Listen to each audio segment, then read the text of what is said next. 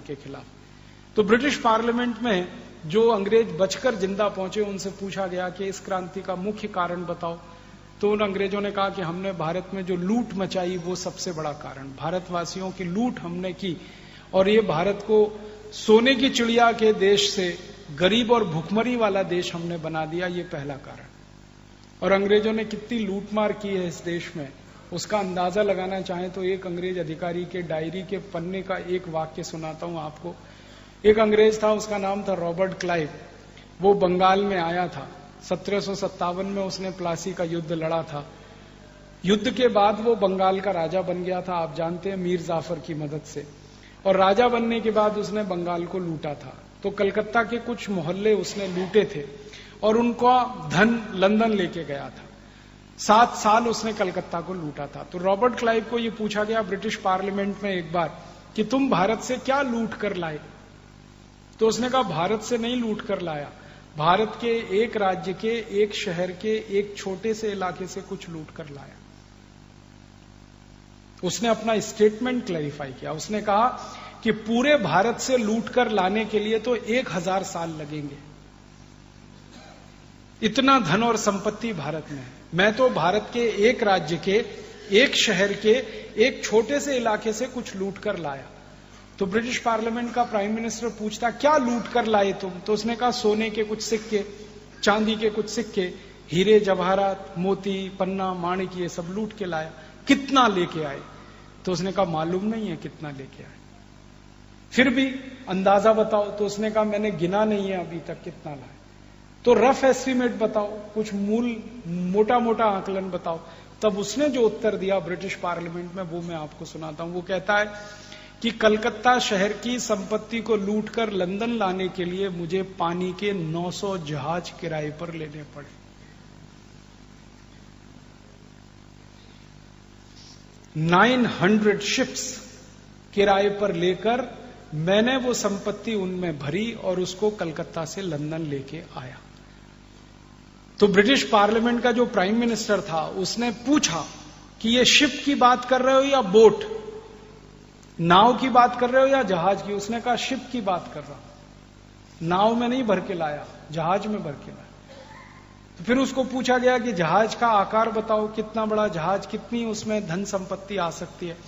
तो उसने कहा कि एक जहाज में कम से कम 70 मीट्रिक टन सामान आ सकता है। ऐसे 900 जहाज भर के मैं संपत्ति लाया।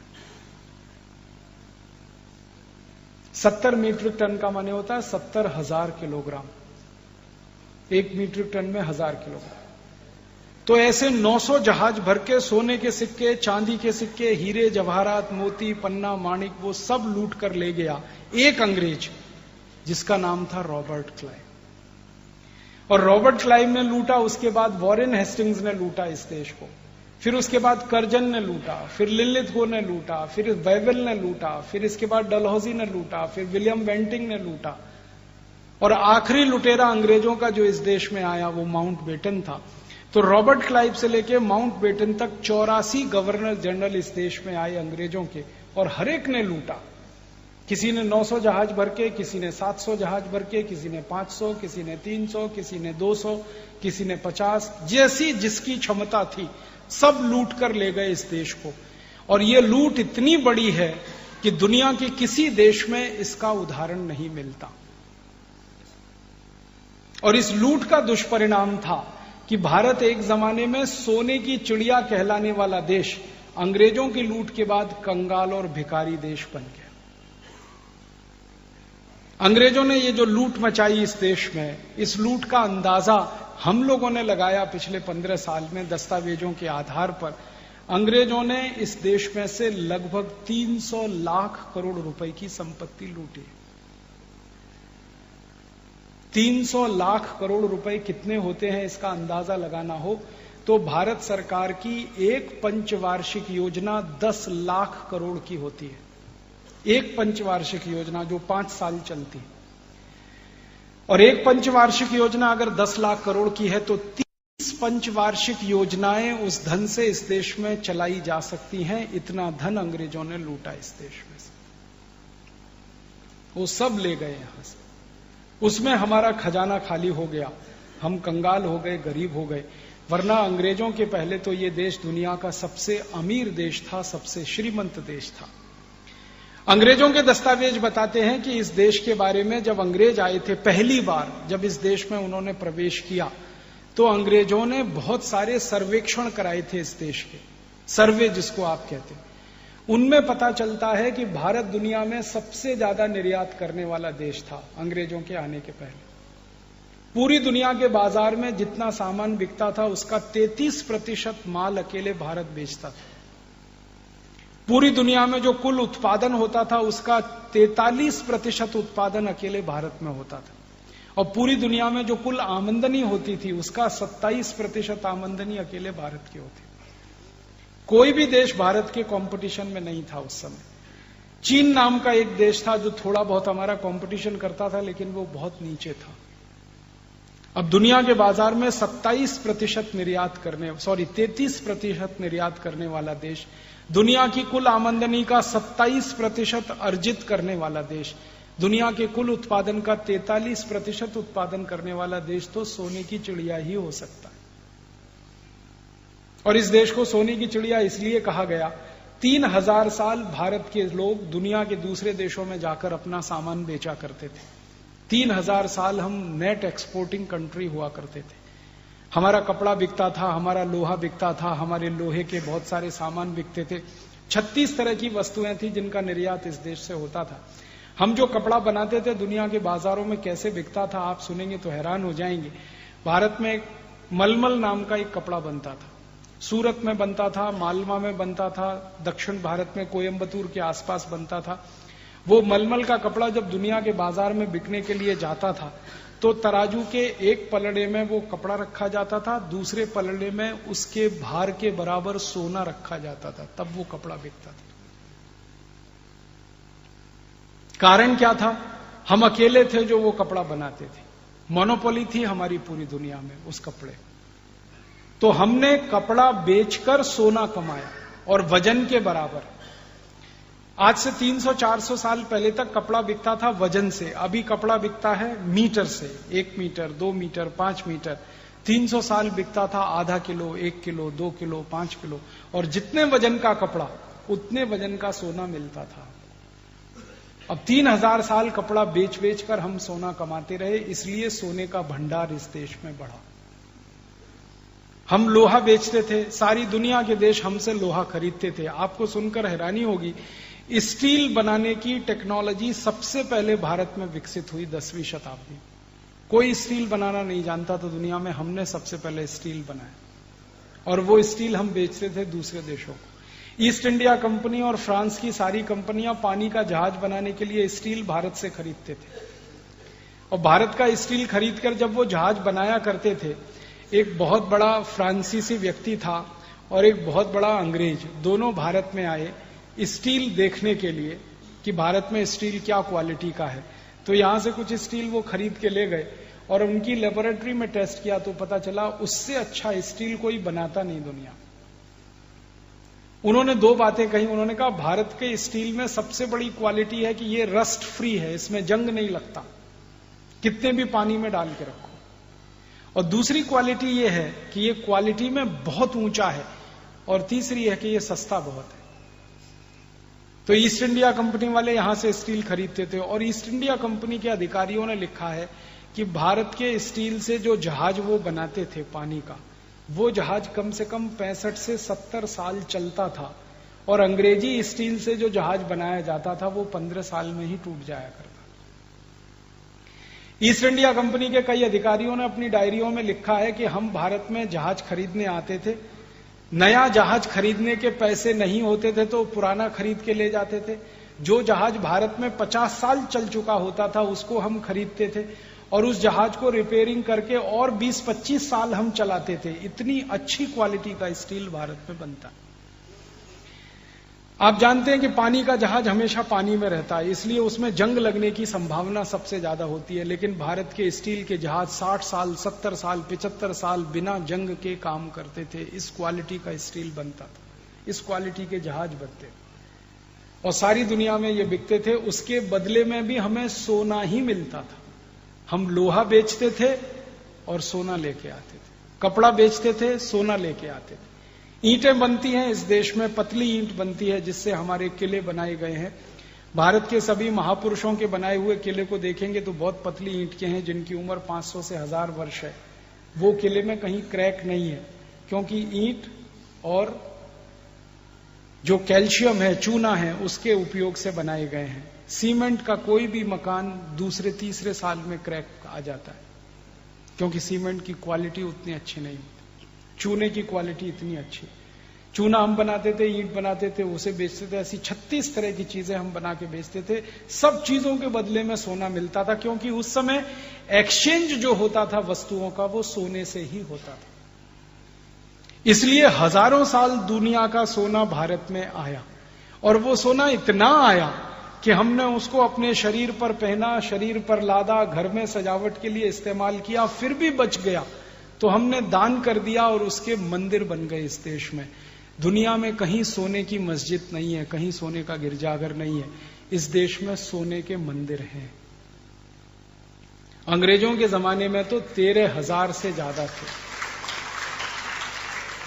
जब अंग्रेज हिंदुस्तान में आए और उन्होंने सर्वेक्षण किया तो उन्होंने लिस्ट बनाई है कि 13,780 सोने के मंदिर हैं भारत, और एक एक मंदिर के पास सैकड़ों मीट्रिक टन सोना होता था।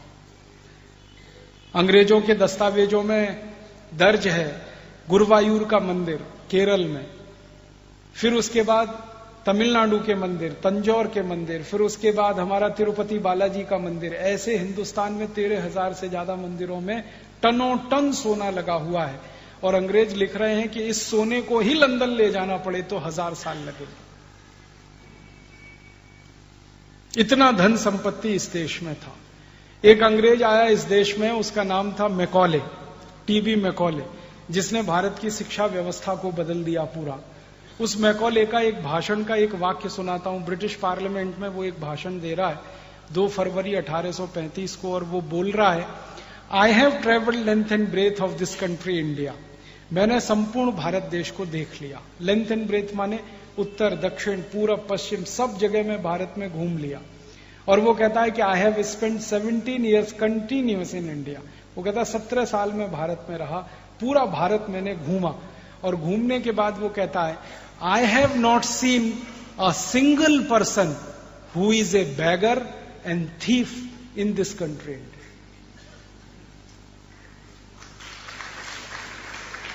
वो कहता है सारे भारत को घूमा मैंने, उत्तर, दक्षिण, पूरब, पश्चिम, 17 साल घूमा, एक भी आदमी पूरे भारत में मुझे ऐसा नहीं मिला जो भिखारी हो और चोर हो। क्यों? वो कहता है सच wealth I have seen in this country India. वो कहता है इतना धन और इतनी संपत्ति मैंने इस देश में देखी है कि कोई व्यक्ति इस देश में भिखारी हो ही नहीं सकता और चोरी कर ही नहीं सकता। चोरी कौन करेगा? जिसके पास संपत्ति नहीं। भिखारी कौन होगा? जिसके पास धन नहीं है। वो कहता है एक भी व्यक्ति ऐसा नहीं है जिसके पास धन और संपत्ति ना हो, इसलिए कोई चोर नहीं है, कोई भिखारी नहीं। और अपने भाषण में वो कहता है कि भारत के 17 साल के प्रवास में मैंने एक भी घर नहीं देखा जहां ताला कोई लगाता। और ताला नहीं लगाते उसके पीछे कारण क्या है? चोरी का किसी को डर ही नहीं है। और चोरी का डर क्यों नहीं है? क्योंकि चोर नहीं है इस देश में। फिर वो कहता है कि भारत में इतना धन और इतनी संपत्ति है, एक एक घर में मैं कभी जाता हूं तो वहां सोने के सिक्कों का ढेर ऐसे लगा रहता है जैसे चने का ढेर होता है, गेहूं का ढेर होता है। एक एक घर में इतना सोना, एक एक घर में इतने सोने के सिक्के। वो कहता है इस देश को हम कभी भी गुलाम नहीं बना सकते। क्यों? क्योंकि इंग्लैंड से कई गुना ज्यादा पैसे वाला ये देश है। इसलिए इस देश को अगर गुलाम बनाना है तो लूटना पड़ेगा। पहले इस देश की संपत्ति को लेके जाना पड़ेगा लंदन। जब ये देश गरीब होगा तभी अंग्रेजों का गुलाम बनेगा, अन्यथा नहीं। ये उसका लंबा भाषण है। ये भाषण बताता है कि कितना पैसे वाला, कितना संपत्ति वाला, कितना समृद्धशाली देश था। फिर यही भाषण बताता है कि अंग्रेजों ने किस तरह से लूट मचाई इस देश की, जो आज दुनिया का सबसे गरीब देश ये हो गया। तो इस लूट के खिलाफ भारतवासियों का विद्रोह हुआ था 1857 में। और भारतवासियों ने अंग्रेजों को मार भगाने की कसम खाई हुई थी और वो कसम उन्होंने पूरी की थी। 10 मई से विद्रोह शुरू हुआ। 1 सितंबर 1857 तक सारे अंग्रेज इस देश में मारे गए, एक भी जिंदा नहीं बचा। यूनियन जैक उनका हर जगह से उतर गया और हर जगह भारत के राजाओं के रियासतों के झंडे उस समय फहराने लगे। उस समय तिरंगा झंडा नहीं होता था इस देश में, हर राज्य के अपने अपने झंडे हुआ करते थे।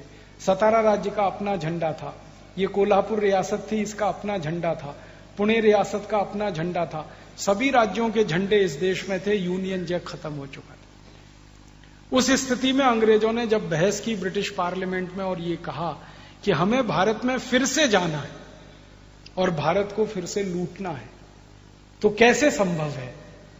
तो जो अधिकारी जिंदा बचकर यहां से लंदन वापस गए थे, तो उन्होंने कहा ये एक ही रास्ते से संभव है कि भारत के कुछ राजा भारत की कुछ रियासतें अगर अंग्रेजों की मदद करें तभी अंग्रेज दोबारा भारत में जा सकते। फिर ब्रिटिश पार्लियामेंट में बहस हुई कि कौन कौन से राजा हैं भारत में जो अंग्रेजों की मदद कर सकते हैं, कौन कौन सी रियासतें हैं जिन पर हम भरोसा कर सकते हैं। तो अंग्रेजों की संसद में एक सूची बनाई गई, उस सूची में सबसे पहला नाम सिंधिया परिवार, सबसे पहला ब्रिटिश पार्लियामेंट में सबसे पहला नाम आया। और सिंधिया परिवार के बारे में अंग्रेज अधिकारियों ने कहना शुरू किया कि ये तो इतना अच्छा परिवार है हमारे लिए, हम इन पे हमेशा भरोसा कर सकते हैं। एक अंग्रेज कह रहा है कि हम अपने पे जितना भरोसा नहीं कर सकते उससे ज्यादा सिंधिया परिवार पे भरोसा कर सकते हैं, इस परिवार की हमें जरूर मदद मिलेगी, हमें भारत वापस चलना चाहिए। दूसरे परिवार का नाम आया ब्रिटिश पार्लियामेंट में जिससे अंग्रेजों को बहुत मदद मिले, पटियाला राजघराना। आप जानते हैं कैप्टन अमरिंदर सिंह का नाम आपने सुना है, जो पंजाब का मुख्यमंत्री रहा, वो उसी राजघराने का है, पटियाला राजघराना। दूसरा नाम उनका आया। तीसरा नाम आया जींद के एक राजा का, हरियाणा में एक रियासत हुआ करती थी जींद, वहां के राजा का नाम था। चौथा नाम आया हैदराबाद के निजाम का, सालार जंग का। ऐसे करके अंग्रेजों ने 20-25 नाम छांटे। इनके नाम ब्रिटिश पार्लियामेंट में दर्ज हैं, बहस में दर्ज हैं कि ये वो परिवार हैं जिनसे हमको मदद मिलेगी। फिर इन सब परिवारों को अंग्रेज सरकार की चिट्ठी आई, वो चिट्ठी की कॉपी भी वहां रखी हुई है जिसमें लिखा गया कि आपने हमेशा अंग्रेजों की मदद की है, अब फिर हमारी मदद कीजिए, हम भारत को फिर से आना चाहते हैं लूटने के लिए, गुलाम बनाने के लिए। तो इन परिवारों की तरफ से जो चिट्ठियां गई वो बहुत ही शर्मनाक है। सिंधिया परिवार से चिट्ठी गई, उसमें कहा गया कि हम तो हमेशा से आपके, आप बिल्कुल शक मत करिए, आप वापस आइए इस देश में, हम आपको अपनी सेना देंगे, पैसे देंगे, आपको जो चाहिए वो मदद करें। ये जो हैदराबाद का निजाम था, इसने चिट्ठी भेजी, उसने कहा मेरी पूरी सेना आपके लिए है, मेरा पूरा खजाना आपके लिए। जींद के राजा ने कहा सब कुछ मैं आपको न्यौछावर कर दूंगा। तो ऐसे 20-25 राजघराने इस देश में निकले जिन्होंने अंग्रेजों को मदद करने की कसम खाई और उनकी मदद से अंग्रेज दोबारा इस देश में आए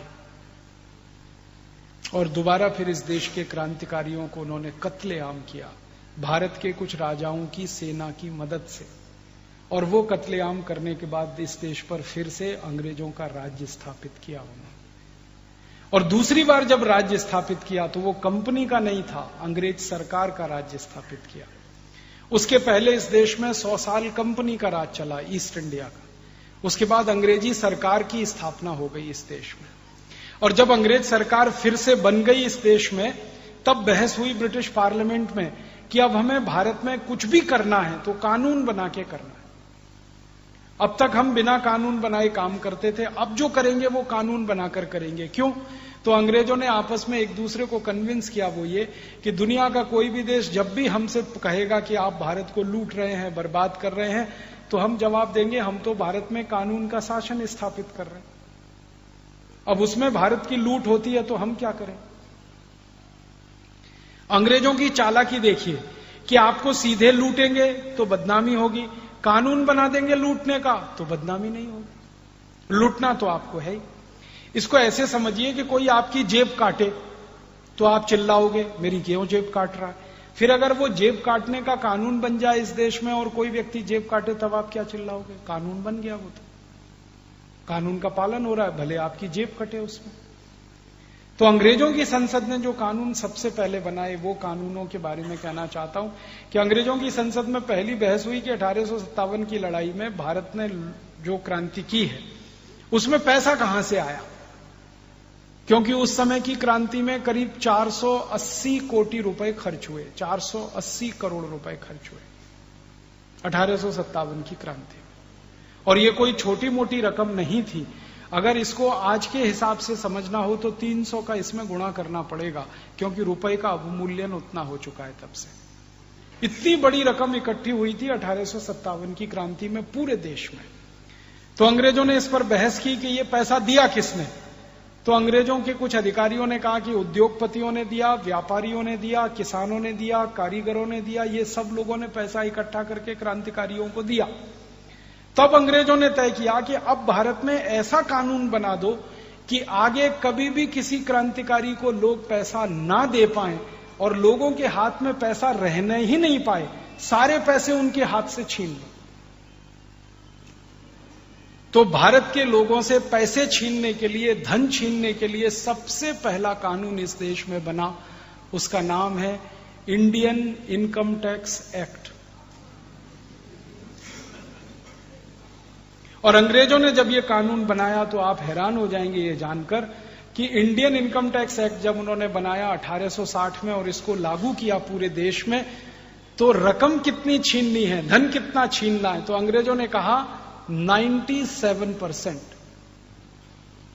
ब्रिटिश पार्लियामेंट ने तय किया। माने कोई हिंदुस्तानी 100 रुपए कमा रहा है किसी भी व्यापार से, तो उसमें से 97 रुपए इनकम टैक्स में ले लेना है। माने उसके पास सिर्फ 3 रुपए बचेंगे। फिर अंग्रेजों ने एक दूसरा कानून बनाया कि कोई कमाई करेगा तो कमाई तो तब करेगा जब कुछ सामान पैदा करेगा, उत्पादन करेगा, तो उत्पादन पर कर लेना है उनसे, सेंट्रल एक्साइज ड्यूटी। और ये अंग्रेजों ने लगाई 350%। 100 रुपए का सामान पैदा करो तो 350 रुपए अंग्रेजों को दो टैक्स में। फिर अंग्रेजों ने तय किया कि कोई व्यक्ति सामान बनाएगा तो बेचेगा जरूर, तो बेचने पर उससे टैक्स लेना है। तो उन्होंने एक टैक्स बना दिया, सेंट्रल सेल्स टैक्स, केंद्रीय बिक्री कर। वो 180% से 250% होता था। फिर अंग्रेजों ने तय किया कि सामान बनाएगा तो कर भरेगा, बेचेगा तो टैक्स देगा, बेचकर मुनाफा कमाएगा तो टैक्स देगा, सामान को बेचने के लिए एक गांव से दूसरे गांव में जाएगा फिर टैक्स लेना उससे। तो वो टैक्स क्या क्या है? अंग्रेजों की बनाई गई सड़क पर से जाएगा तो रोड टैक्स लेना, अंग्रेजों के बनाए गए पुल से जाएगा तो टोल टैक्स लेना, जिस गांव में सामान बनाएगा म्युनिसिपल कॉरपोरेशन का टैक्स लेना। ऐसे कर करके उन्होंने सारे टैक्स के कानून लाद दिए इस देश में। उद्देश्य क्या था? एक ही उद्देश्य, भारतवासियों से पैसे छीनने हैं, भारतवासियों से धन छीनना है, संपत्ति छीननी है और उसको लंदन लेके जाना है। जब ये कानून लागू हो गए, इंडियन इनकम टैक्स आ गया, सेंट्रल एक्साइज आ गया, सेंट्रल सेल्स टैक्स आ गया, रोड टैक्स आ गया, टोल टैक्स आ गया, म्युनिसिपल कॉरपोरेशन का टैक्स आ गया, 20 तरह के टैक्स उन्होंने लगा दिए। तब लूट और ज्यादा हो गई इस देश की। और उस लूट का दुष्परिणाम ये निकला कि धन तो सारा लंदन चला गया, इस देश के सारे उद्योग खत्म हो गए। क्योंकि किसी उद्योग पर आप 350% एक्साइज ड्यूटी लगा दोगे तो कितना महंगा कर दिया आपने उस सामान। फिर सेल्स टैक्स लगा दोगे, फिर इनकम टैक्स ले लोगे, फिर रोड टैक्स ले लोगे, फिर टोल टैक्स ले लोगे। अल्टीमेटली दुष्परिणाम यह हुआ कि भारत की वस्तुएं महंगी होती गई और वो वस्तुएं बाजार में बिकना कम होती गई। तो भारत का एक्सपोर्ट खत्म हो गया, निर्यात खत्म हुआ, तो दूसरे देशों से जो सोना चांदी आता था वो बंद हो गया और धीरे धीरे आमदनी इस देश की घटती गई, घटती गई, घटती गई। आज भारत की हैसियत दुनिया में ऐसी है कि 200 देशों में सबसे गरीब देशों में भारत का नंबर आता है। आज से थोड़े साल पहले तक दुनिया के 200 देशों में सबसे अमीर देशों में भारत का पहला नंबर आता था। इतना परिवर्तन हो गया। अब मैं कहना चाहता हूं आज की बात कि अंग्रेजों ने तो इनकम टैक्स लगाया, सेंट्रल एक्साइज लगाया, टोल टैक्स लगाया, रोड टैक्स लगाया, हाउस टैक्स लगाया, कॉरपोरेशन टैक्स लगाया, सारा धन लूट के लंदन ले जाने के लिए। वो विदेशी थे, लूट का सारा धन लंदन लेके जाना है, ये उनका घोषित उद्देश्य था।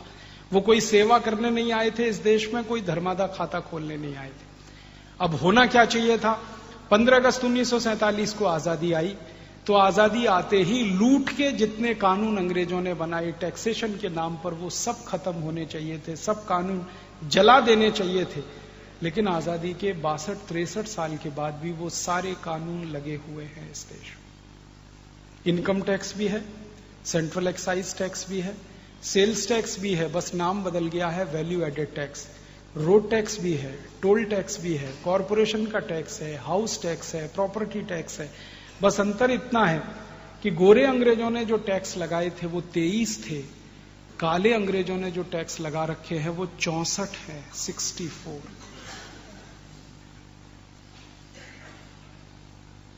गोरे अंग्रेज लूट लूट के सारा धन टैक्स के माध्यम से लंदन में जमा कर रहे थे, ये काले अंग्रेज आपसे धन लूट लूट कर स्विट्जरलैंड में जमा कर रहे हैं।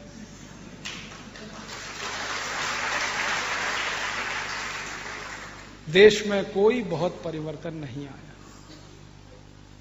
आप सोचिए, अंग्रेज लूटे 23 टैक्स लगा के, अंग्रेजों के बाद की सरकार आपको लूटे 64 टैक्स लगा के, और फिर भी पेट ना भरे सरकार का। हर साल एक नया टैक्स, हर साल एक नया टैक्स, हर साल। अंग्रेजों ने कभी जिंदगी में सर्विस टैक्स नहीं लगाया इस देश में, काले अंग्रेजों ने लगा दिया सर्विस टैक्स। माने सेवा करना भी अब टैक्स भर के। पहले तो भारत में कहा जाता है कि भारत सेवा करने वालों का देश है, जो भी सेवा करें उनको टैक्स भी भरना पड़े इस देश में। और ये काले अंग्रेज तो इतने खतरनाक हैं कि गोरे अंग्रेज साल में अंतिम समय टैक्स वसूला करते थे, ये काले अंग्रेज तो एडवांस में ही पूरा टैक्स वसूलते हैं आपसे। आप गाड़ी खरीदने जाइए 4 पहिए की, तो खरीदते समय पूरी जिंदगी भर का रोड टैक्स आपसे ले लेंगे। चाहे गाड़ी आप 6 महीने चला के उसको तोड़ दें, फोड़ दें, वो टूट जाए, उनको लेना देना नहीं, पूरी जिंदगी भर का टैक्स आपसे ले लेंगे। तो एक बार रोड टैक्स ले लिया, अब उस गाड़ी को लेकर जब सड़क पर चलेंगे तो हर 50 किलोमीटर पर टोल टैक्स अलग से लेंगे। इतने हरामी और बेईमान हैं ये काले अंग्रेज।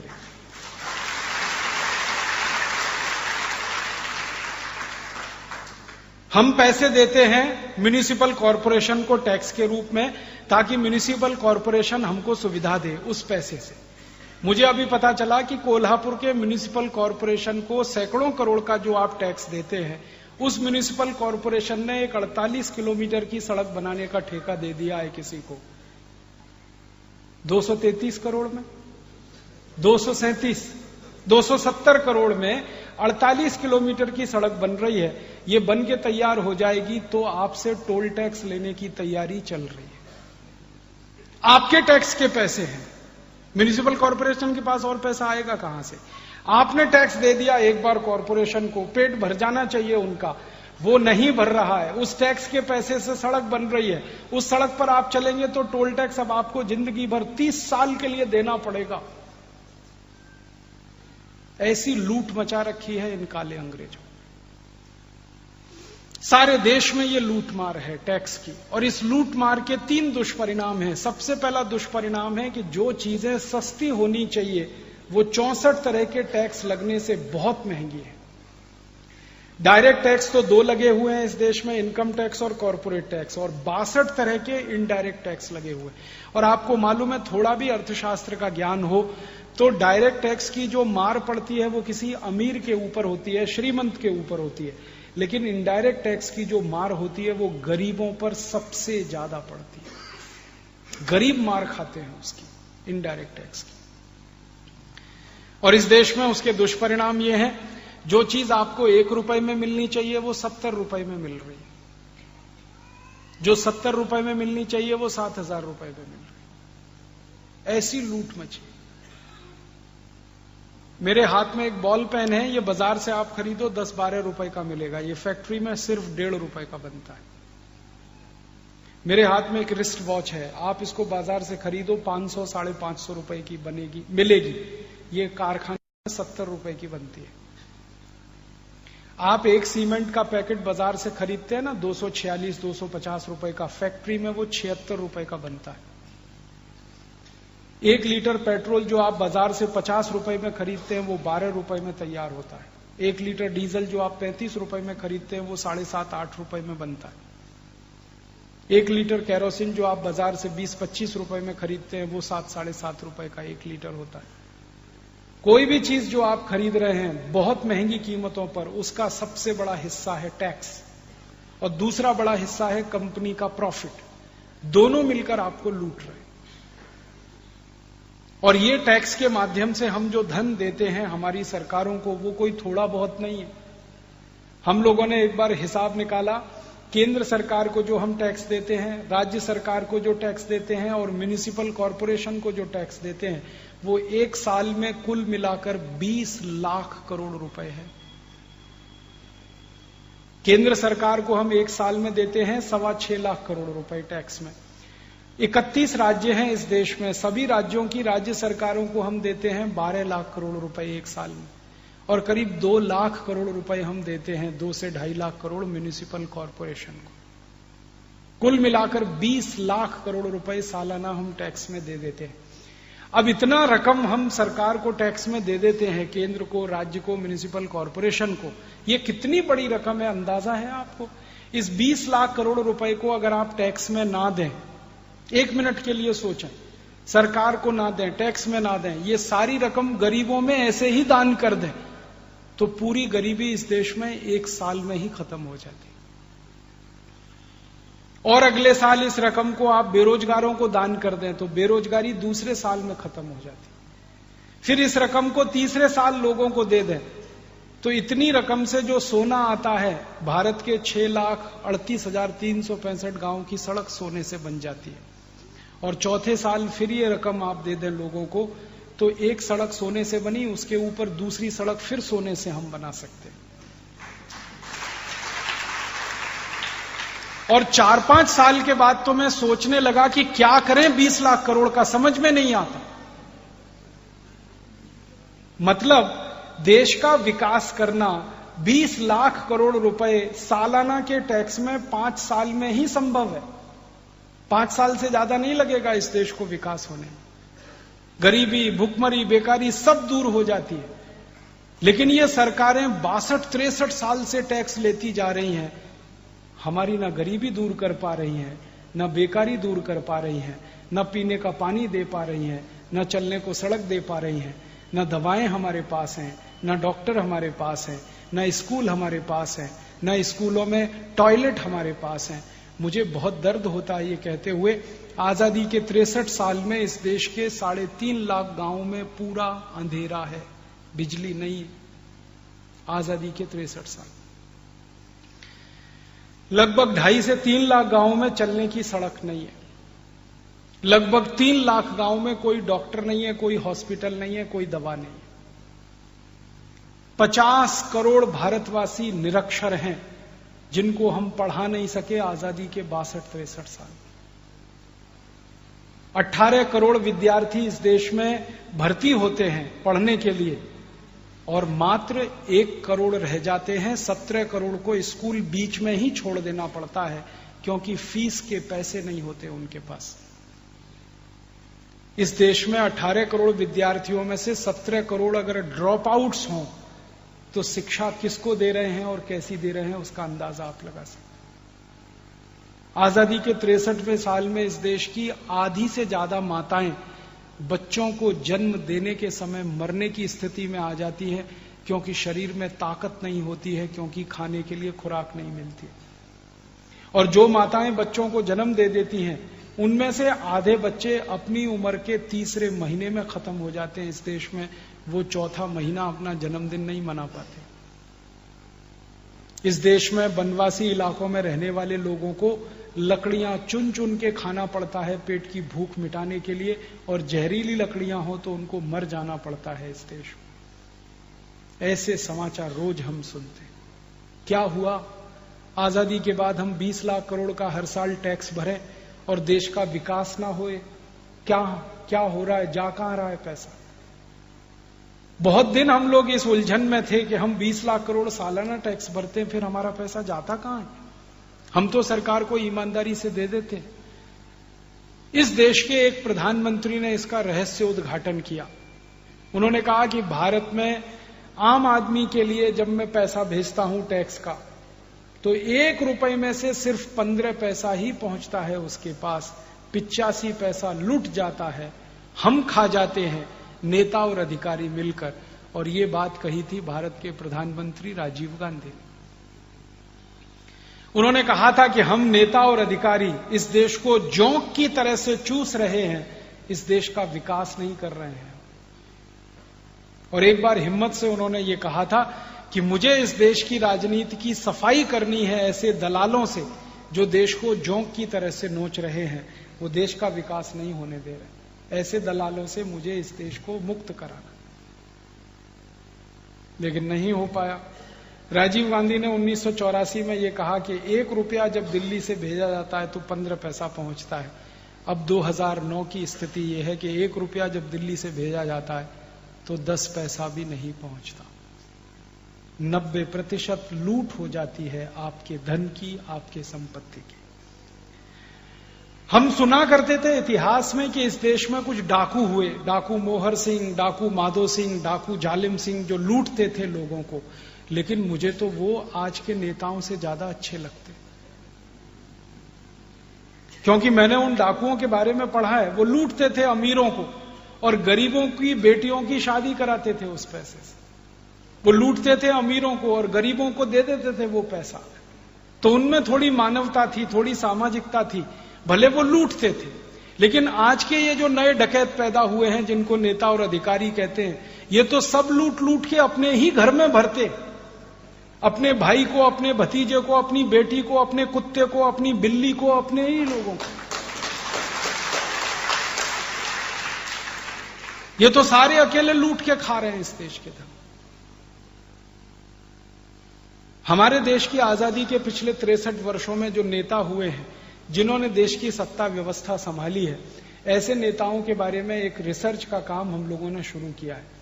और वो रिसर्च इस बात की है कि जब ये सत्ता में आए थे तो इनके पास कितना धन और संपत्ति था, और सत्ता में आने के थोड़े ही दिनों में कितना धन और संपत्ति हो गया। तो वो लिस्ट जब बनी तो पता चला कि देश के लोगों का तो विकास नहीं हुआ, पुढ़ारियों का विकास हुआ है, नेताओं का विकास हुआ है। देश का विकास तो नहीं हुआ, अधिकारियों का विकास हुआ है इस देश में। मतलब सीधा सा ये है कि हर साल जो टैक्स का धन आप दे रहे हैं 20 लाख करोड़, उसका 90% लूट कर नेता और अधिकारी अपना घर भर रहे हैं, स्विस बैंकों में जमा कर रहे हैं। 10% विकास के काम में लग रहा है। विकास इसलिए नहीं हो रहा है देश का। आप तो दे रहे हैं धन विकास के लिए, लेकिन वो लूट रहा है पूरे देश का। तो दर्द हमारे दिल में यही है कि पहले अंग्रेज लूटा करते थे जिस धन को, लंदन ले जाते थे, अब काले अंग्रेज लूट रहे हैं उस धन को, स्विट्जरलैंड ले जा रहे हैं। व्यवस्था तो वही चल रही, नीतियां तो वही चल रही हैं, नियम तो वही चल रहे हैं। लूट तो हम तब भी रहे थे, लूट आज भी रहे। इसलिए इस देश की इस व्यवस्था को, जिसको लोकतंत्र कहा जाता है, मैं मजाक में कहता हूं कि लोकतंत्र नहीं है, लूट तंत्र है। ये कहीं से भी नहीं दिखाई देता कि ये लोकतंत्र। हम जब नेताओं से बात करते हैं, पुढ़ारियों से बात करते हैं, तो सीधा सवाल करते हैं कि भाई आपको 20 लाख करोड़ पिछले साल टैक्स में दिया, विकास क्यों नहीं हुआ? 20 लाख करोड़ तो बहुत बड़ी रकम होती। तो वो कहते हैं कि इस सिस्टम में लीकेज है, और लीकेज में वो चला जाता है। लीकेज का मतलब समझते हैं, लूट मारी की व्यवस्था इस तंत्र में है, वो उसमें चला जाता है। तो इस लीकेज को जब तक भरेंगे नहीं, लूटमारी की व्यवस्था को जब तक आप रोकेंगे नहीं, इस धन को बचाएंगे नहीं, विकास इस देश का हो नहीं सकता। इसलिए हम लोगों ने भारत स्वाभिमान अभियान बनाया और इसको शुरू किया है। वो इसी संकल्प के साथ शुरू किया है कि गोरे अंग्रेजों ने लूटखोरी की जो व्यवस्था बनाई, काले अंग्रेजों ने जो लूटखोरी की व्यवस्था पिछले 63 साल से चलाई, अब इस व्यवस्था को चलने नहीं देंगे और इसको पूरी तरह से बंद करेंगे। लूटखोरी को, देश का धन देश के विकास में काम आएगा और इस देश को फिर से सोने की चिड़िया बनाएगा। इस संकल्प को लेकर हमने भारत स्वाभिमान अभियान शुरू किया। आप बोलेंगे क्या हमारा संकल्प पूरा होगा? हमें भरोसा है कि पूरा होगा। आप बोलेंगे क्यों हमें संकल्प है कि ये पूरा होगा? हमें संकल्प ये इस बात से आता है कि अगर भारत के लोगों ने जागरूक होने के बाद गोरे अंग्रेजों को इस हिंदुस्तान से भगा दिया, जिनकी दुनिया 50 देशों में चलती थी, जिनका साम्राज्य दुनिया में 50 देशों में चलता था, जिनका सूरज कभी नहीं डूबता था, ऐसे गोरे अंग्रेजों को भारतवासियों ने अगर मार के भगा दिया इस देश से, तो हमें विश्वास है कि आज के काले अंग्रेजों को भी ये भारतवासी मार के भगा देंगे इसको।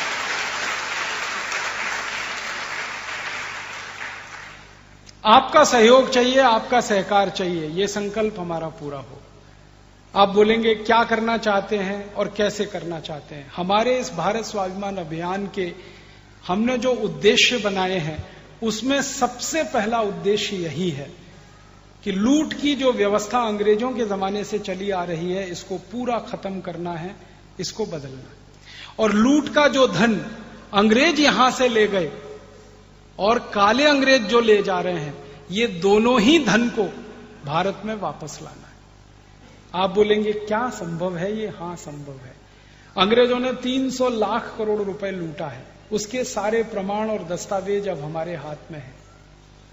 अब तक तो हमें भी पता नहीं था कि कितना लूटा है, अंदाजा हम लगाते थे।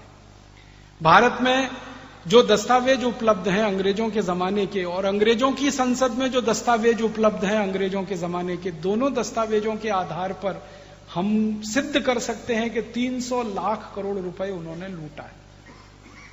और इस लूट की रकम को हम अंग्रेजों से वापस ले सकते हैं। आप बोलेंगे कैसे ले सकते हैं?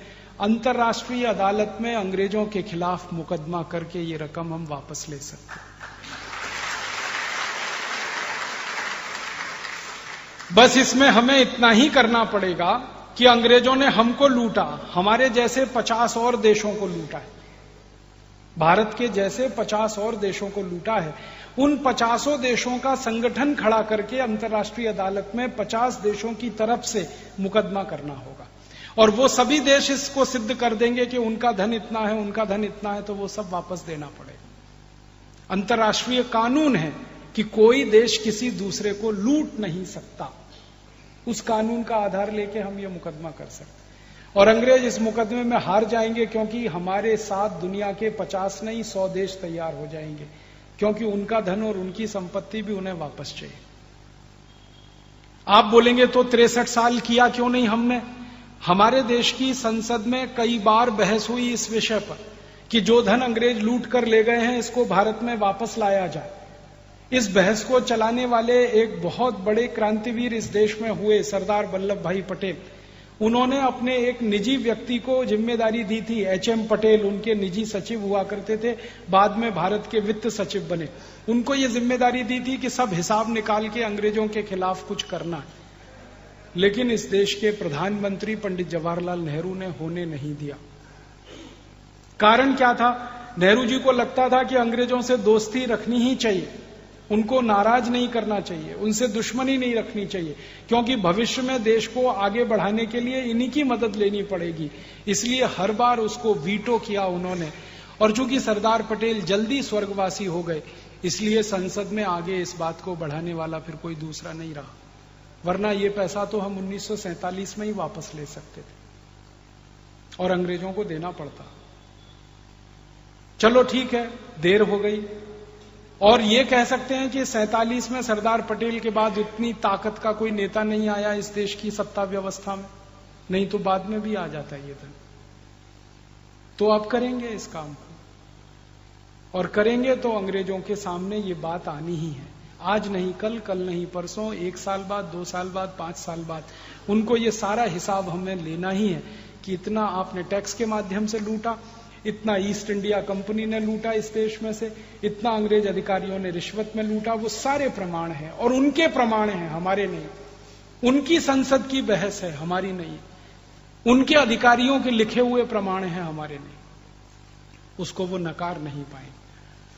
तो ये 300 लाख करोड़ हम वापस लाएंगे, आज नहीं तो कल। हमारा तो संकल्प इतना है कि वर्तमान राजनीतिक पार्टियां और दल अगर इस पैसे को लाने में हमारी मदद नहीं करेंगे, तो हम नई राजनीतिक पार्टी, नए दल बनाएंगे इस देश में, उनकी मदद से इस पैसे को।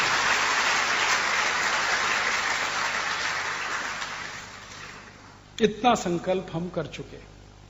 दूसरा संकल्प हमारा है कि जो काले अंग्रेज पिछले 63 साल से लूट लूट कर स्विट्जरलैंड और विदेशी बैंकों में जमा कर रहे हैं, ये धन भी हम वापस लाएं। आप बोलेंगे ये कितना है? स्विट्जरलैंड की बैंकों में अब तक हमारे नेता और अधिकारियों ने जो लूट कर धन जमा किया है वो 1500 अरब डॉलर है।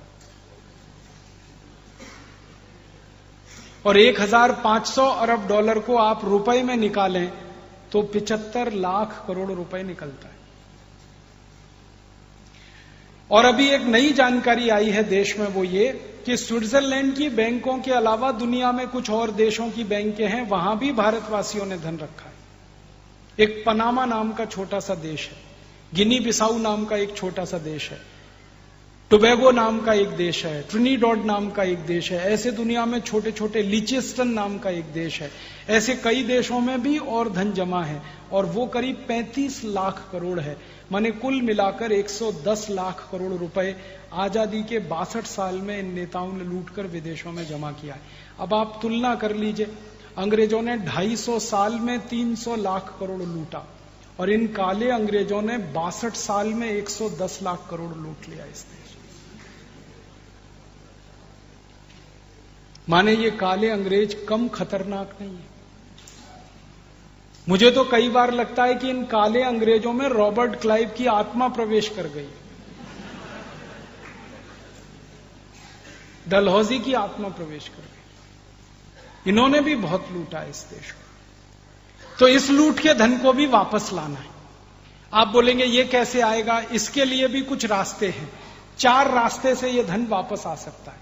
सबसे पहला रास्ता यह है कि जिन नेताओं ने, अधिकारियों ने 62 साल में यह धन भारत से लूटा है और ये विदेशी बैंकों में जमा किया है, इस पूरे धन को भारत की संसद की मदद से हम राष्ट्रीय संपत्ति घोषित करा दें। पूरे धन को, 110 लाख करोड़ को। तो आप बोलेंगे इसका फायदा क्या है?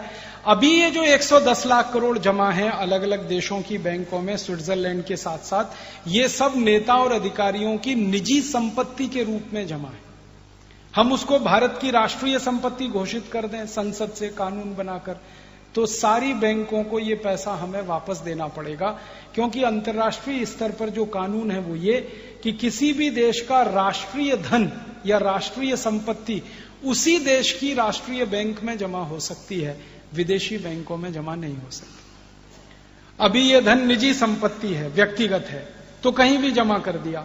फिर अगर ये राष्ट्रीय संपत्ति हो गया तो भारत की बैंकों में ही इसे रखा जा सकता है।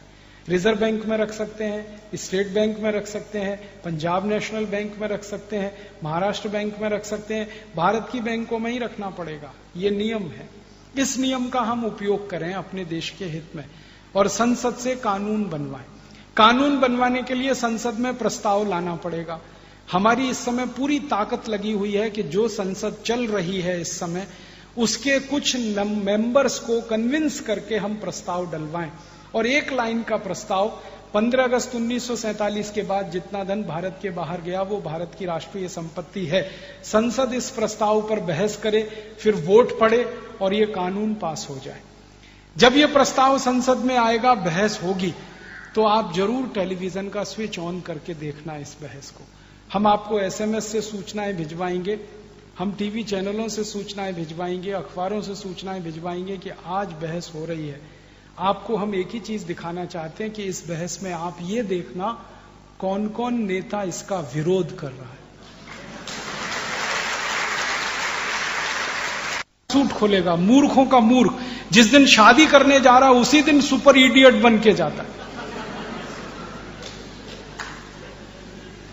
और मैं अक्सर उसको कहता हूं, भाई तुमने 3 पीस सूट और टाई पहना है, तुम्हारी धर्मपत्नी को स्कर्ट पहनाओ।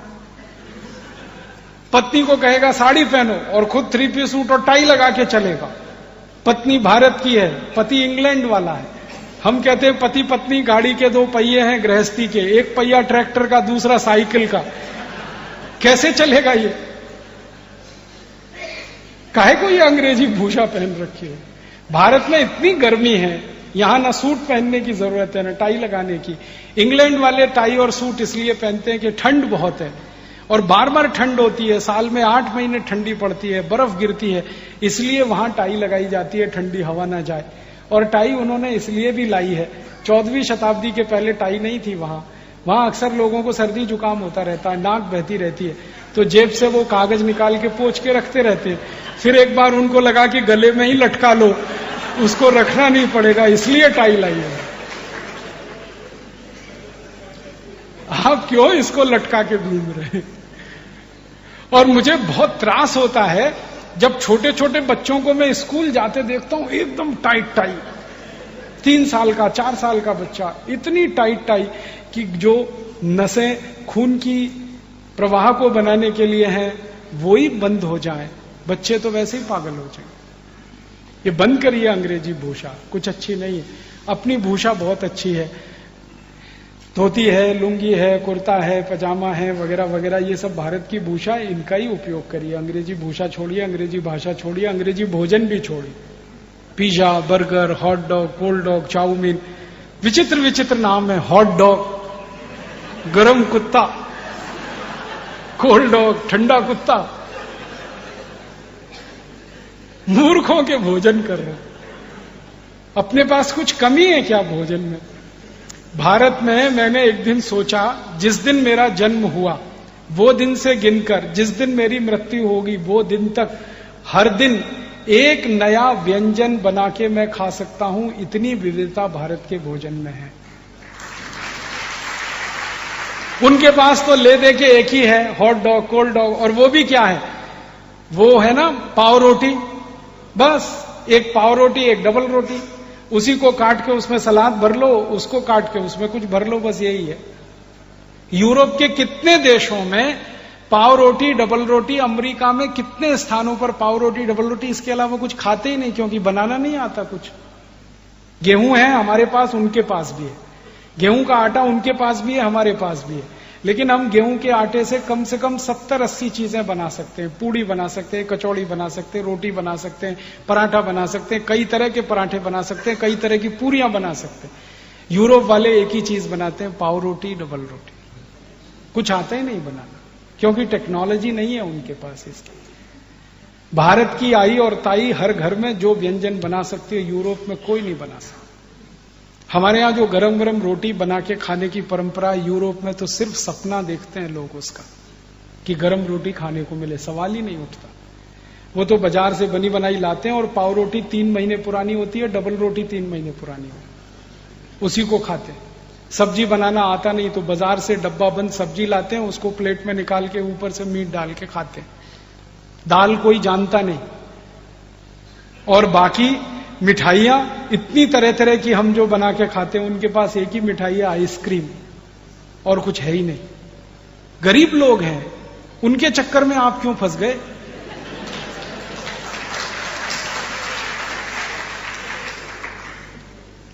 आपको तो मैं इतना बताना चाहता हूं, इतना बड़ा सुख है इस देश में जो किसी देश में नहीं।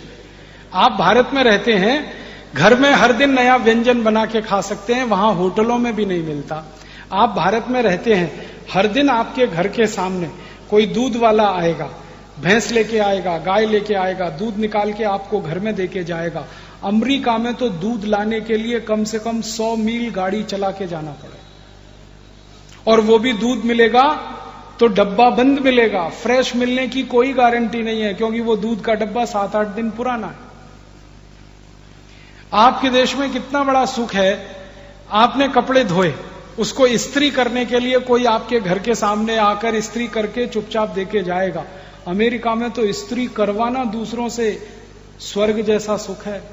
कोई इस्त्री करने नहीं आता, इस्त्री करवाने के लिए 50 मील गाड़ी चला के जाना पड़ता है, फिर देके आना पड़ता है, 1 हफ्ते में वापस मिलेगा। भाजी पाला बेचने वाला आपके घर आके देके जाता है, भाजी ले लो, आप बोलोगे नहीं चाहिए, फिर भी कहेगा ले लो, फिर भी कहेंगे आप नहीं चाहिए तो कहेगा चलो कुछ बात तो कर लो, भाजी नहीं लेनी है छोड़ो। आपकी पूछेगा, बच्चों की पूछेगा, अपनी सुनाएगा, बच्चों की सुनाएगा, थोड़ा आपका उसका आत्मिक रिश्ता बन जाएगा। भाजी बिके ना बिके, लेकिन आपका रिश्ता उसके साथ ऐसा पक्का हो जाएगा यूरोप और अमेरिका में तो कोई किसी की सुनता नहीं है। वहां तो डिपार्टमेंटल स्टोर है, चुपचाप घुस जाओ, मशीन की तरह से अपनी चीजें डब्बे में रख के बाहर निकल आओ, कोई पूछेगा नहीं, कोई बोलेगा नहीं। पागल हो जाएंगे आप तो, सच बता रहा हूं। अगर अमेरिका जाके 3 महीने भी रह जाए तो पागल ही होके आएंगे। सिजोफ्रेनिया से कम बीमारी नहीं मिलेगी आपको वहां से आने। जो भी भारतवासी जाते हैं थोड़े दिन में परेशान हो जाते हैं, कोई बोलने वाला नहीं, कोई बात करने वाला नहीं। यहां तो सड़क चलता, हर आदमी आपसे बोलता है, बात करता है, वहां कोई किसी से बात नहीं करता। और गलती हो गई कुछ तो जेल हो जाती है सीधे। मेरा एक दोस्त है, अमेरिका में रहता है, वो और उसकी पत्नी एक अमेरिकन कंपनी में नौकरी करते हैं, IBM में। थोड़े दिन पहले उनसे एक गलती हो गई, वो भारत से गए हैं तो उनको पता नहीं अमेरिका कैसा है। तो वो मेरा जो दोस्त है, पति पत्नी, उनको कोई बच्चा नहीं। तो एक दिन क्या हुआ, उनके पड़ोस का एक बच्चा फुटबॉल खेल रहा था, उसने बॉल को किक मारा, सड़क पे आके बॉल गिर गई। तो मेरा ये दोस्त उसको देख रहा था, उसने बॉल उठा के बच्चे को देने के लिए ले गया, तो बच्चा दौड़ के आया, तो इसने बॉल छोड़ के उस बच्चे को उठा लिया। बच्चे की मां ने बालकनी से देखा और उसके ऊपर केस फाइल किया, सूट फाइल किया कि मेरे बच्चे का अपहरण इसने करने की कोशिश की। अब मेरा भाई, मेरा दोस्त और उसकी पत्नी दोनों 17 साल के लिए जेल में बंद है। 17 साल उनकी जिंदगी जेल में कटेगी। अब वो मुझे कई बार कहते हैं कि हमने बहुत भारी गलती की अमेरिका आके, लेकिन अब समझ में आता है कि भारत और अमेरिका का अंतर क्या है।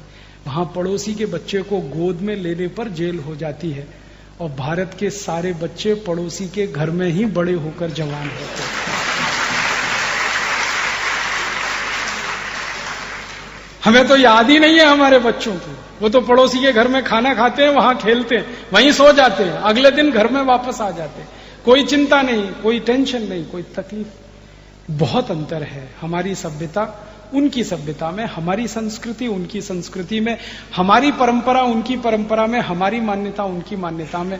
तो मैं आपसे यही कहना चाहता हूं कि आप अपनी मान्यता, अपनी परंपरा, अपनी संस्कृति, अपनी सभ्यता का ध्यान रखिए। विदेशी मान्यता, विदेशी परंपरा, विदेशी संस्कृति में फंसेंगे तो ना तो भारतीय बनेंगे, ना आप उनके जैसे बनेंगे, खिचड़ी बनकर अधकचरे हो जाए। इसलिए हर स्तर पर कोशिश करिए कि आप भारतीय ही रहें। बच्चों का जन्मदिन मनाना है, भारतीय तरीके से मनाइए, अंग्रेजियत में मत जाइए। केक खरीद के लाना, फिर मोमबत्ती लगाना, फिर मोमबत्ती को जलाना, फिर फूंक मार मार के बुझाना। अब बुझाना था तो जलाया क्यों? और हमारे घर में तो जलता हुआ दीपक तब बुझाते हैं जब किसी की मृत्यु होती है। जन्मदिन हुआ कि मरण दिन, क्यों मना रहे हैं ऐसा जन्मदिन? भारतीय पद्धति का प्रयोग करिए, मंदिर में जाइए, दीपक जलाइए, गरीबों को खाना खिलाइए, कुछ दान करिए, बच्चों को वो परंपरा में सिखाइए, उनकी आदतें वैसी बनाइए। हर स्तर पर भारतीय बनिए। मेरी आपको एक विनम्र अपेक्षा है, भाषा में भारतीय होना, भूषा में भारतीय होना, भोजन में भारतीय होना, भजन में भारतीय होना, भेषज में भारतीय होना, औषधि वो भी पूरी भारतीय उपयोग करिए। क्योंकि जो औषधि आपके देश में पैदा हुई है वही आपके अनुकूल होगी।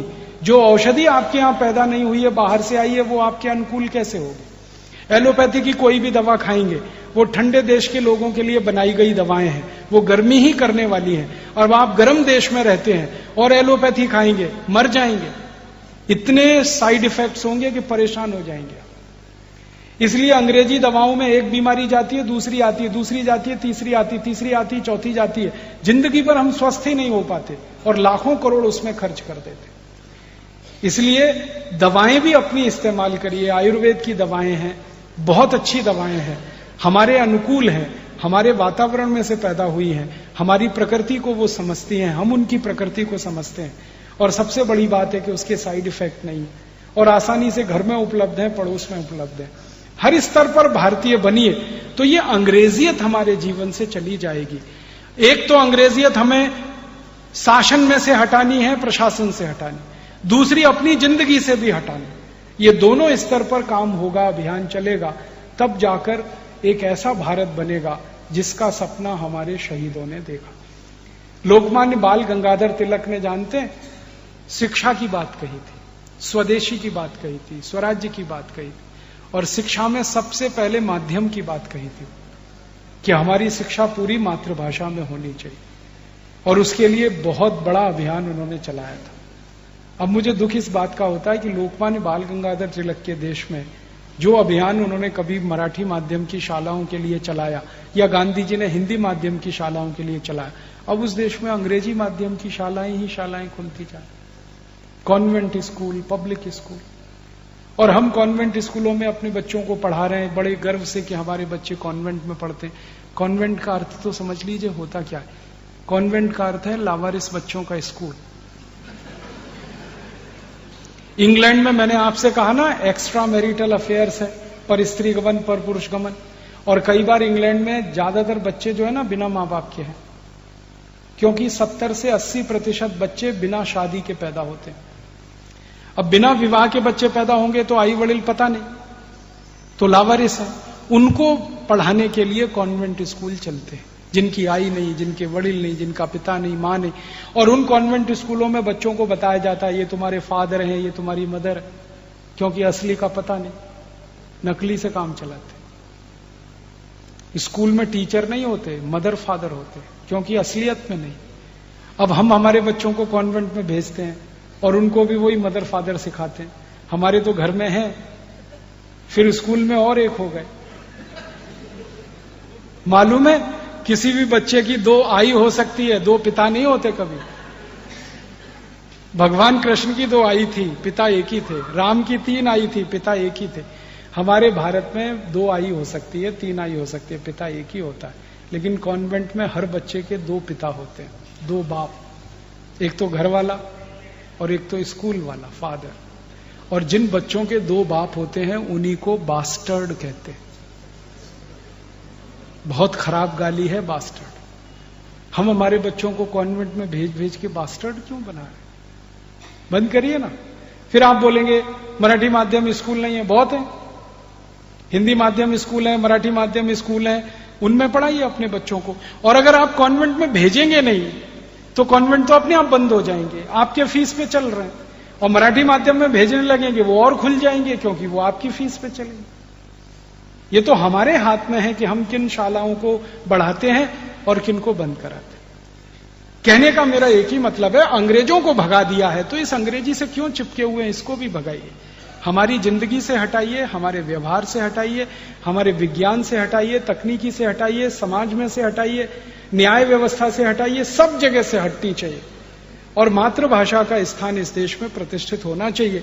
ये सब करने के लिए हम भारत स्वाभिमान अभियान चला रहे हैं। आपसे मैं एक अपील करने आया। आप बोलेंगे इस भारत स्वाभिमान में हम क्या मदद करें? आपकी बहुत बड़ी मदद चाहिए। आपकी मदद के बिना ये नहीं होने वाला। अगर हम अकेले कर लेते तो मैं आपके पास नहीं आता। आपकी मदद चाहिए, तब ये अभियान होने वाला है सफल। आप क्या मदद कर सकते हैं? हमको इस समय भारत स्वाभिमान में ज्यादा से ज्यादा लोग चाहिए जो हमारे सदस्य बने, हमारी ताकत बढ़े।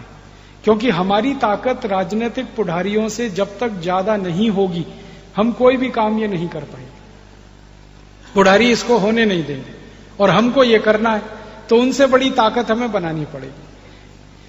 Congress, BJP, Janata Dal, CPM, CPI, Samajwadi party, Bahujan Samaj party, ऐसे 48 राजकीय दल हैं इस देश में। उनकी कुल मिलाकर सदस्य संख्या 4 कोटि है। हम चाहते हैं कि हमारी सदस्य संख्या 5 कोटि हो जाए भारत स्वाभिमान। तब इन दलों को हम कंट्रोल कर पाएंगे, इनका नियंत्रण हम स्थापित करेंगे। वो 5 कोटि सदस्य आप ही हो सकते हैं।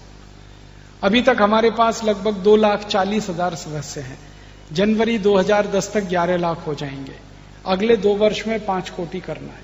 इसके लिए परम पूजनीय स्वामी जी खुद गांव-गांव निकलने वाले हैं, जिले जिले में प्रवास करने वाले। आप भी हमारी मदद करिए, हमारे इस अभियान में जुड़ जाइए। आपकी ताकत हमें बहुत बड़ा संबल देगी, मदद देगी। कैसे जुड़ें? हमारे सदस्य बन जाइए। बहुत आसान है। आप बाहर जाएंगे तो स्टॉल पर एक सदस्यता फॉर्म रखा हुआ है, उसको भर के दे दीजिए। 2 तरह की सदस्यता है, एक तो साधारण सदस्य है और एक विशेष है। जो विशेष सदस्य बनेंगे उनको 1100 रुपए शुल्क देना पड़ेगा, जो साधारण है वो 51 रुपए में। आप विशेष सदस्य बनेंगे तो क्या होने वाला है? आपको हरिद्वार स्वामी जी खुद बुलाएंगे और खुद आपको ट्रेनिंग करेंगे, प्रशिक्षण देंगे, और आप भी मेरी तरह से तैयार होकर गांव-गांव में फिर ये काम कर सकेंगे। और जो 51 रुपए के सदस्य बनेंगे उनको ट्रेनिंग यहीं देंगे। तो जैसी आपकी क्षमता है, जैसी आपकी शक्ति है, हमारे इस अभियान में सदस्य बनिए और 10-10 लोगों को बनाइए ताकि जल्दी से हमारा संकल्प पूरा हो। अगर कोल्हापुर में 2100 सदस्य हम तैयार कर पाए 1100 रुपए वाले, तो परम पूजनीय स्वामी जी खुद यहां आएंगे। ये उनका वायदा है, ये उनका संकल्प है। तो आप अगर 2100 सदस्य पूरा करके अपना लक्ष्य कहते हैं, तय करते हैं, तो आपके यहां फिर से स्वामी जी आ सकते हैं और आपको प्रशिक्षण देकर इस काम में और ज्यादा गहराई से जोड़ सकते हैं। तो आप हमारे साथ जुड़िए, ये मैं आपसे निवेदन करने आया। आप जुड़ेंगे तो 2 फायदे होंगे, एक तो हमें, एक आपको।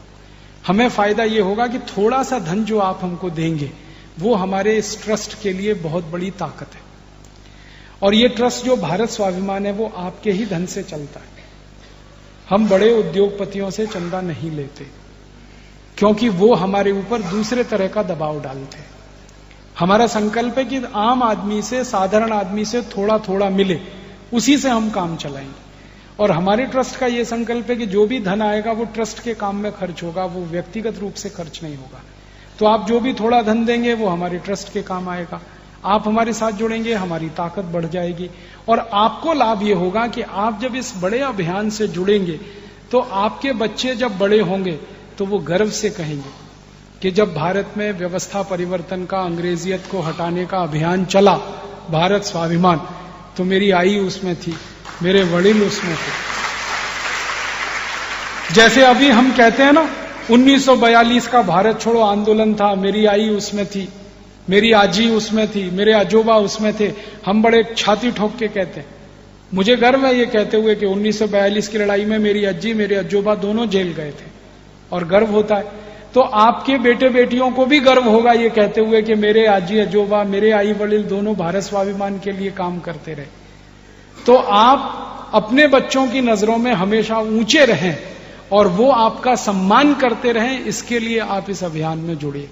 और नहीं जुड़ेंगे तो भी हमारा काम तो होने वाला है। आप नहीं जुड़ेंगे, कोई और जुड़ेगा। देश का काम तो होने ही वाला है। जिन्होंने आजादी की लड़ाई नहीं लड़ी तो भी देश आजाद तो हुआ। जिन्होंने अंग्रेजों की मदद की तो भी देश आजाद तो हुआ। आप अगर नहीं जुड़ेंगे स्वाभिमान अभियान में तो भी काम तो होने वाला है, आपके बिना होगा। तब आप शर्म से अपने बच्चों को मुंह नहीं दिखा पाएंगे। ऐसी शर्मिंदगी आपको अपने बच्चों के सामने न झेलनी पड़े, इसके लिए आप इस अभियान में जुड़िए, इस अभियान के साथ ताकत बनिए। पूरे देश में ये अभियान अभी चल पड़ा है। बहुत सारी संस्थाएं, बहुत सारे संगठन, बहुत सारे साधु संत इसके साथ जुड़ रहे हैं। तेजी से ताकत बढ़ रही है। आप सोचिए 6-7 महीना हुआ है अभी ये भारत स्वाभिमान बने हुए और 2,40,000 हमारे पास कार्यकर्ता है, मात्र 6 महीने। साल भर में 11 लाख होंगे, 2 साल में 5-6 करोड़ से ज्यादा हो। इतना तेजी से बढ़ रहा है ये संगठन, क्योंकि बहुत सारे लोगों का सहयोग और सहकार हमें मिल रहा है। तो आपका भी सहयोग और सहकार मिले, आप इसमें जुड़ें, ये मेरी भावना है। और दूसरा निवेदन आप सबसे मेरा यही है कि जिस उद्देश्य के लिए हम समर्पित हैं, हमारा संगठन समर्पित है, वो उद्देश्य आप अपने जीवन में भी हासिल करें। हमारे संगठन का सदस्य होने वाले हर व्यक्ति को 3 शर्तें माननी पड़ती हैं। पहली शर्त यह है कि वो अपने जीवन में अधिकतम स्वदेशी वस्तुओं का उपयोग करे, क्योंकि भारत स्वाभिमान का लक्ष्य है स्वदेशी अर्थव्यवस्था बनाना, स्वदेशी कृषि व्यवस्था, स्वदेशी कानून व्यवस्था, स्वदेशी न्याय व्यवस्था। इसलिए हम स्वदेशी को मूल रखते हैं। तो पहला, आप स्वदेशी का अधिक से अधिक उपयोग करें। उस विषय पर बहुत बार मैं यहां आके व्याख्यान दे चुका हूं, इसलिए आज मैंने ज्यादा नहीं कहा है। विदेशी वस्तुओं का बहिष्कार करना है, स्वदेशी को ही स्वीकार करना है। आप पूछेंगे पता कैसे चलेगा कौन सी वस्तु स्वदेशी है? तो उसके लिए पुस्तक बनी हुई है, जीवन दर्शन, आप वो ले सकते हैं। उसमें पीछे लिस्ट है क्या वस्तुएं स्वदेशी क्या विदेशी। पतंजलि चिकित्सालय में जाकर आप सूची ले सकते हैं क्या स्वदेशी क्या विदेशी। लाना हमेशा स्वदेशी वस्तु है ताकि देश का एक पैसा भी बाहर ना जाए। अगर स्विस बैंक में पैसा बाहर जा रहा है और हमें दिल का दर्द है, तो दूसरे देशों में पैसा जा रहा है तो भी दिल में दर्द उतना ही है। इसलिए विदेशी वस्तुओं का उपयोग ना करें, ये पहली शर्त है। दूसरा, आप अपने जीवन में हिंदू हैं, मुस्लिम हैं, सिख हैं, ईसाई हैं, जैन हैं, पारसी हैं, जो भी हैं, वो आपके व्यक्तिगत जीवन में है। जैसे ही घर के बाहर आप निकलते हैं, आप हिंदू नहीं, सिख नहीं, मुस्लिम नहीं, ईसाई नहीं, आप सब भारतीय हैं। हमारा भारत स्वाभिमान का चिंतन है, सोच है वो ये कि हम हमारे घर में हिंदू मुस्लिम सिख ईसाई कुछ भी हो सकते हैं, लेकिन सार्वजनिक जीवन में हम सब भारतवासी हैं, भारतीय हैं। इस भावना से हमें काम करना है ताकि समाज हमारा धर्म के आधार पर, संप्रदाय के आधार पर ना बटे। ये दूसरी शर्त है। और तीसरी शर्त है वो ये कि आप सब योग सीखें, प्राणायाम सीखें, अपने को स्वस्थ बनाएं और दूसरों को स्वस्थ बनाने में मदद करें। प्राणायाम का बहुत बड़ा अभियान पिछले कई वर्षों से चल रहा है। आस्था चैनल पर स्वामी जी रोज सुबह 5 से 7:30 सबको सिखाते हैं। आप भी चैनल खोलिए, देखिए, सुनिए, सीखिए और सीखने के बाद दूसरों को सिखाइए। यहाँ कोल्हापुर में हमारे बहुत सारे योग शिक्षक हैं जो निःशुल्क कक्षाएं लगाते हैं प्राणायाम सिखाने के लिए। आप उनसे संपर्क कर लीजिए, आप प्राणायाम सीख लीजिए। 2 फायदे होंगे, आप स्वस्थ हो जाएंगे, परिवार के लोगों को स्वस्थ बनने में मदद करेंगे। हमारे देश में हर साल बीमार लोगों का इलाज करने में 6.5 लाख कोटि रुपए बर्बाद होता है। अगर हम सब स्वस्थ हो जाएं तो 6.5 लाख कोटि रुपए देश की बचत कर सकते हैं। कितना बड़ा अमाउंट है 6.5 लाख कोटि। भारत सरकार के टोटल टैक्स कलेक्शन से बड़ा अमाउंट है ये। टैक्स इकट्ठा होता है 6.25 लाख कोटि का, हम चिकित्सा पे खर्च कर देते हैं 6.5 लाख कोटि, और वो फालतू बीमारियों पे, डायबिटीज, अर्थराइटिस, ब्रोंकाइटिस, अस्थमा, दमा, ब्रोंकियल अस्थमा, जो आसानी से ठीक होने वाली बीमारियां, 1 पैसा भी जिसमें खर्च नहीं होता है, सिर्फ श्वास को ध्यान में रखना पड़ता है, प्राण को ध्यान में रखना पड़ता है, निःशुल्क ठीक होती हैं। और ऐसी बीमारियां जो कहीं ठीक नहीं होती वो प्राणायाम में ठीक होती हैं। तो आप थोड़ा प्राणायाम योग सीख लीजिए, दूसरों को सिखा दीजिए। ये तीसरी शर्त है। इन 3 शर्तों को जो भी मानेगा वो भारत स्वाभिमान का सदस्य बन सकता है। आपके लिए ये कुछ भी मुश्किल नहीं है, आप इन शर्तों को अपने जीवन में उतार सकते हैं, दूसरों को उतारने में मदद कर सकते हैं। ये मेरी आपसे विनम्र अपेक्षा है। तो मैं आपसे यही कहने आया, हमारे अभियान से जुड़िए, इसके सदस्य बन जाइए, स्वदेशी का अपने जीवन में पालन करिए, मातृभाषा को सम्मान दीजिए अपने जीवन में, अपने सामाजिक जीवन में, राष्ट्रीय जीवन में। भाषा, भूषा, भोजन, भेषज सब स्वदेशी अपनाइए, सब भारतीय अपनाइए और दूसरों को इस मामले में सजग करते जाइए, जागरूक करते जाइए। तो एक दिन ये देश वैसा ही बनेगा जैसा हमारे शहीदों ने सोचा था। भगत सिंह का सपना था, ऊधम सिंह का सपना था, चंद्रशेखर आजाद का सपना था, लोकमान्य तिलक का सपना था, गांधी का सपना था। एक स्वदेशी भारत बने, समृद्धशाली भारत बने, गरीबी मुक्त भारत बने, बेरोजगारी मुक्त भारत बने, सारी दुनिया जिस भारत का सम्मान करे ऐसा भारत बने, सारे भारत के लोग अपनी मातृभाषाओं का सम्मान करें ऐसा भारत बने, अंग्रेजों के कानून खत्म हो, अंग्रेजों की व्यवस्था खत्म हो, ऐसा भारत बने। वो सारे के सारे भारत को बनाने की अब जिम्मेदारी हमारी है, आपकी है। ईश्वर हमें मदद करे, ईश्वर हमें शक्ति प्रदान करे, ऐसी मैं भावना रखता हूं। आप सबको ईश्वर इतनी शक्ति दे, इतनी ताकत दे कि आप इस संकल्प को पूरा करने में लग जाएं। हम सब मिलकर इस देश को एक नया देश बनाएं। यही भावना के साथ आपका आभार व्यक्त करता हूं, धन्यवाद देता हूं। आपने जो कुछ सुना है वो दूसरों को सुनाएं, ये मेरी विनम्र अपेक्षा है। और जो बातें मैंने कही हैं, इन बातों को अगर बार बार सुनना हो, बार बार दूसरों को सुनाना हो, तो कुछ मैंने CD बनाई है MP3 मेरे व्याख्यानों की, बाहर आप जाके स्टॉल से ले सकते हैं। कोई भी CD पर मेरा कॉपीराइट नहीं है, सबको कॉपी करने का कंप्लीट राइट है।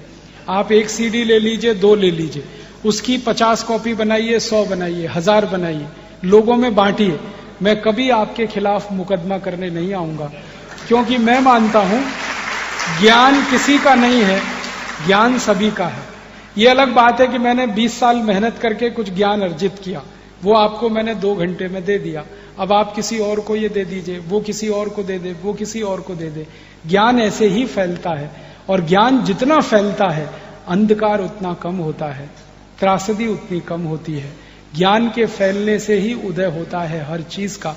तो भारत का ये ज्ञान जो मैंने आपसे बांटा, शेयर किया, वो आप दूसरों को बांटें, शेयर करें। उसके लिए CD ले सकते हैं, कॉपी कर सकते हैं, करा के दूसरों को बांट सकते हैं। और हमारे इस अभियान का सदस्य बनने के लिए फॉर्म है, वो भर सकते हैं और घर ले जाके भर के चिकित्सालय में जमा कर सकते हैं। इस